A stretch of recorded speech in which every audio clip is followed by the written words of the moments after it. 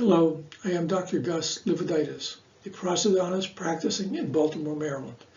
I am co-developer of the Maryland Bridge technique along with Dr. Van Thompson at the University of Maryland School of Dentistry. This is the third of several segments describing various aspects of replacing and restoring teeth with etched metal restorations and prostheses. This segment will describe the chemical etching system developed by this presenter to replace the electro-chemical system introduced by Livaditis and Thompson. The segment will also describe the gold plating of etched metal retainers for improved aesthetics of anterior bridges and inlay restorations. While this information is valuable for understanding etched metal restorations, it is more directed to dental laboratories and technicians. Take a moment to review appropriate disclaimers.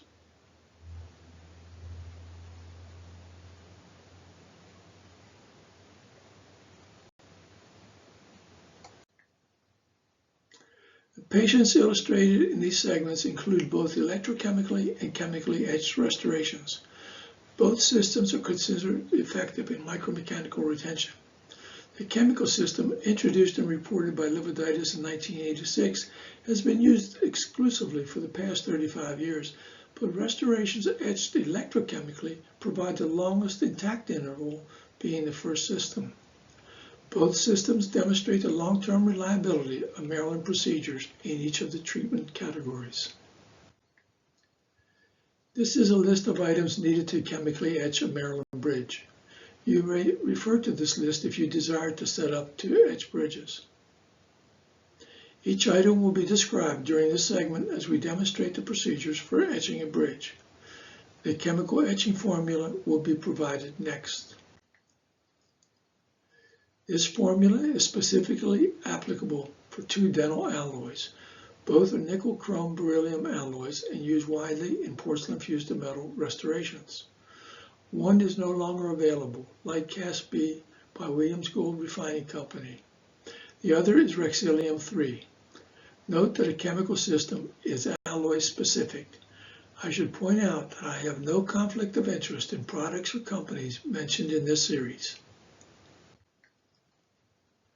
In the preclinical steps, in preparing for the etching procedure, the restoration should have been tried in the mouth and all clinical and laboratory adjustments completed.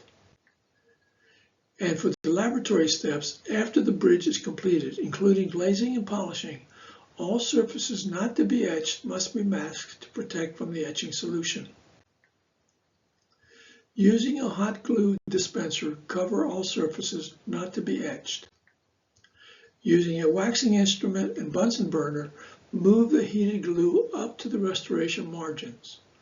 Protect all areas not to be etched, and with equal care, do not allow glue to extend onto areas to be etched.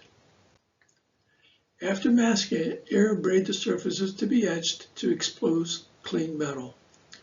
Note that any glue extending onto the surface to be etched is not easily removed, even with air abrasion. Both hobby-type abrasive units or more sophisticated laboratory units are effective since only a clean surface is the objective. Dispense and heat the etching solution in a water bath to 145 degrees Fahrenheit or 65 degrees centigrade degrees. Do not heat over an open flame. The etching solution is flammable. The container for the etching should include a slot for the thermometer and a small vent hole. Insert the prosthesis and etch for 60 minutes. Remove and place the prosthesis in a plastic bag with water.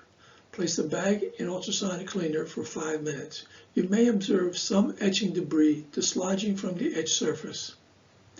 Air dry the prosthesis and place in a container to protect the etched surface. Do not remove masking material if the bridge is to be gold plated. Or, if not to be gold plated, place the bridge in warm water, 140 to 150 degrees Fahrenheit, to facilitate removal of the masking material. You should then gently remove the masking material. Anterior bridges may be distorted if significant force is applied to remove the material. Store etched and gold-plated restoration in a clean package. Disinfect the restoration in alcohol. Do not use disinfectants with components which may alter the flow of bonding agent into the crevices. Protect the etched metal in a manner similar to protecting etched enamel. Now, some additional notes for dental laboratories. Multiple restorations may be etched simultaneously. Replace the etching solution after each cycle. Micro-retention may be observed under 20 power stereo microscope. Apply a drop of water on the etched surface, lightly blow the air on the water. Water should not just blow off, but merely move across the surface and rebound through the crevices when the airflow is stopped. This next portion describes the gold plating process. Gold plating etched surfaces is an optional step for improving anterior aesthetics by avoiding a gray incisal third of anterior teeth. The basic considerations for gold plating are to mask out the gray framework of etched metal retainers, to reflect a favorably colored light through the tooth. It should be a thin layer, not to compromise the micromechanical retention. And gold plating will be durable for decades, protected by the composite bonded to etched metal surface.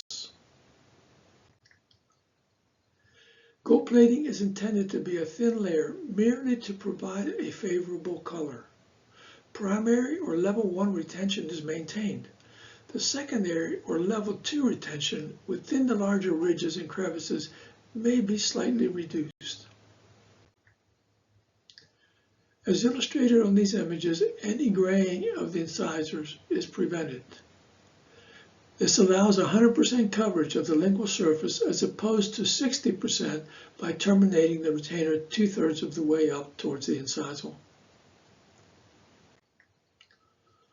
Although gold plating can be set up in the dental office, this segment is directed to those dental labs interested in providing the Maryland Bridge service. The gold plating phase includes the following equipment and materials. The masked and etched restoration is attached to the cathode lead of the instrument. A stainless steel rod or the metal container for the plating solution can serve as the anode lead of the power supply. The 18 or 24 karat gold plating solution is heated to 120 to 130 degrees Fahrenheit to facilitate or speed up the gold plating process. Submerge both restoration and stainless steel rod in the heated solution. Apply 4 to 6 volts to the restoration. And check every 20 or 30 seconds for a bright gold plating. Dry the restoration off for the best view. Gold plating should only take a few minutes. This is a summary or checklist of gold plating procedures.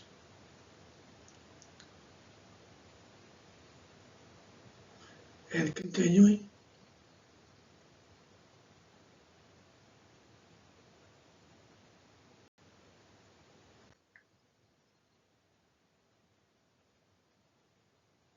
this is some additional supporting information for the gold plating procedure. This concludes this segment on the preparation of a restoration for etching and when indicated for gold plating the etched surfaces.